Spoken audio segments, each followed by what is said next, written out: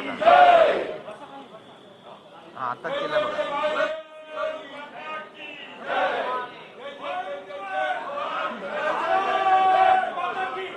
विधान भवनाच्या पायऱ्यांवरचा सत्ताधाऱ्यांचा हा विजयोत्सव. उपमुख्यमंत्री एकनाथ शिंदे यांच्यानंतर आता उपमुख्यमंत्री अजित पवार सुद्धा या विजयोत्सवात सहभागी झालेत, घोषणाबाजी करतायत.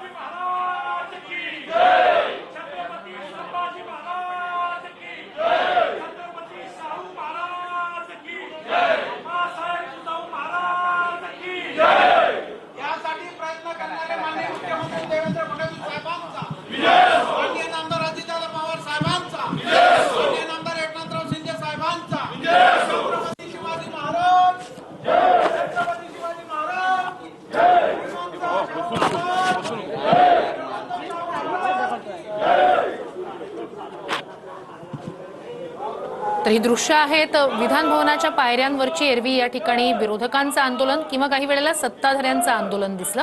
मात्र आज जेव्हा युनेस्कोच्या जागतिक वारसा स्थळांच्या यादीत छत्रपती शिवरायांचे 12 किल्ले त्यांना स्थान देण्यात आलेलं आहे, त्यानंतरचा सत्ताधाऱ्यांचा हा विजयोत्सव.